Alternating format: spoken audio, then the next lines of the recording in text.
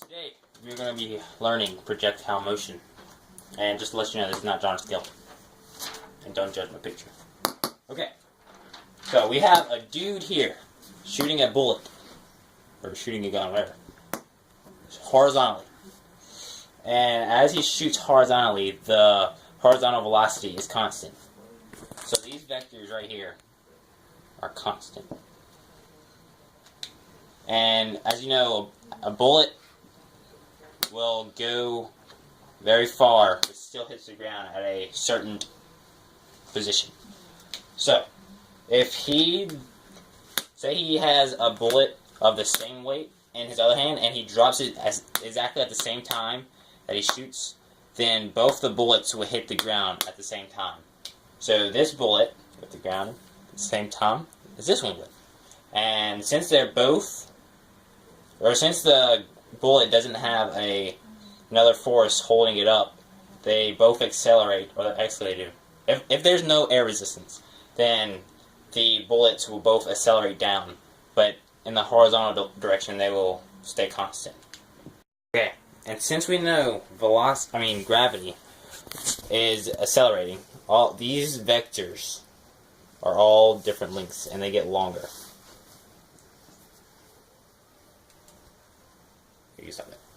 A pool ball leaves a 0.6 meter high table with an initial horizontal velocity of 2.4 meters per second.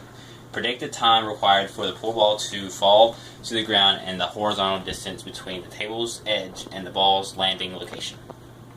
So, first of all, we're going to start off with the vertical motion, because as we all know, a pool ball has a horizontal motion and a vertical motion. We're going to start off with the vertical. So, we know that the final y position is negative 0.6 meters, and the initial y position is 0. And the acceleration is negative 9.8 meters per second squared, because we are going down in a negative direction, and the gravitational force is 9.8. And the initial velocity is 0. And so with the equation y equals the y-intercept, or the initial y position, plus the initial velocity times time, plus 1/2 the acceleration times time squared.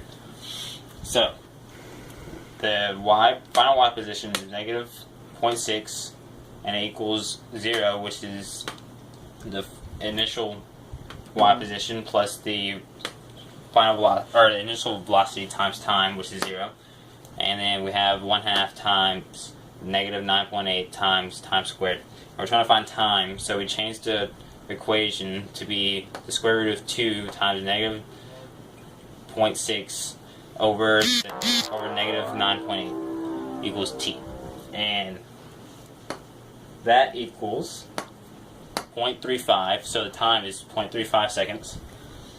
And for the horizontal direction, or motion, we have the same equation, but we put x's in, and the horizontal motion does not have, it's constant, so we don't have to use this. That's define acceleration, and we don't have a initial position, or the initial position is 0, so we don't have to use it. So we use the initial velocity times time equals x.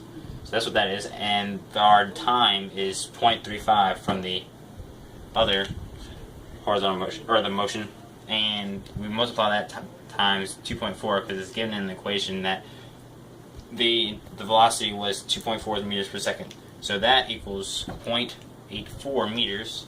So the ball lands 0.84.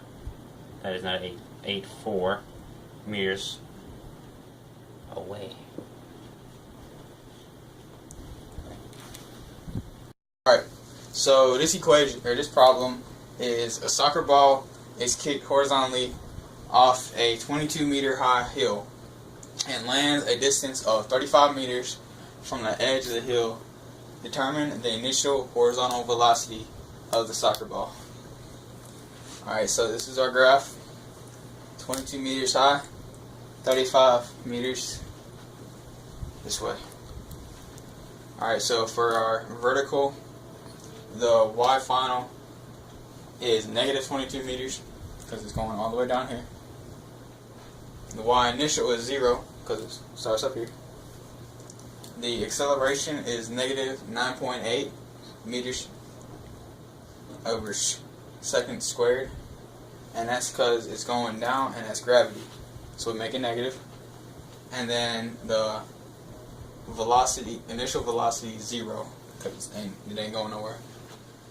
And so for the equation we go y equals the y initial plus velocity initial, what is that, plus t? Times time, yeah. Plus 1/2 acceleration times time squared.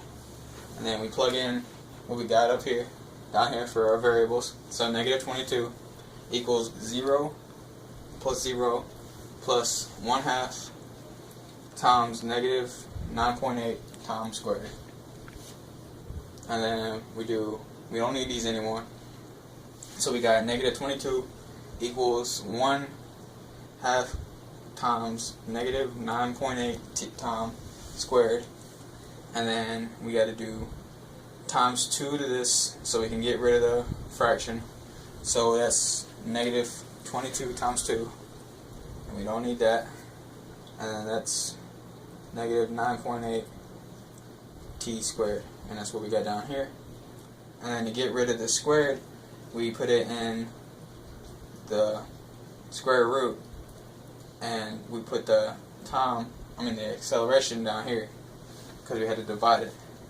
And what that equals is 2.12 seconds equals the time. And then for the horizontal, we do the same equation, but we change it for the x because that's horizontal. And then we don't need these anymore because we don't have initial for that, and we already this isn't vertical. No, constant speed. Constant speed. Velocity, whatever. And so we could change this to x equals initial velocity times time, and then we can do we're looking for the initial velocity, and so we change it to x over t, and we put what we have in for the variables is 35 over 2.12, and that equals 16.51 meters per second. And that's the initial velocity, and that's what we had to find. Thrown off of a 100-meter cliff. It lands 95 meters away, and we're trying to find the speed the rock is traveling. So, we start off with the vertical motion again, and we have y, the final y equals negative 100 meters, got that from over here, and the initial y is 0. The acceleration is negative 9.8 meters per second squared, and the initial velocity is 0. So we have the equation again, y equals the initial y plus the initial velocity times time plus 1/2 the acceleration times time squared. So plug in the variables. So the y equals negative 100, then the initial position, y position is 0, and the initial velocity, which is 0, times time is 0. And then the 1/2 times negative 0.8 times time squared. So we're trying to find t, so we rearrange the equation to square root of 2 times the negative 100 over negative 9.8, and that equals 4.52 seconds. So then we go over here to this horizontal equation. We switch to 2 variables because this is going in the x direction, and we don't need the initial x position because it's 0. And the horizontal motion is a constant velocity, so we don't need acceleration, so we can cross that out. So we need the initial velocity times time, and we're trying to find the initial velocity. So we rearrange the equation to x over t, and the x is the final position for the x in the x direction, so it's 95 divided by 4 time, which is 4.52 seconds, and you get 21.02 meters per second that the rock is traveling.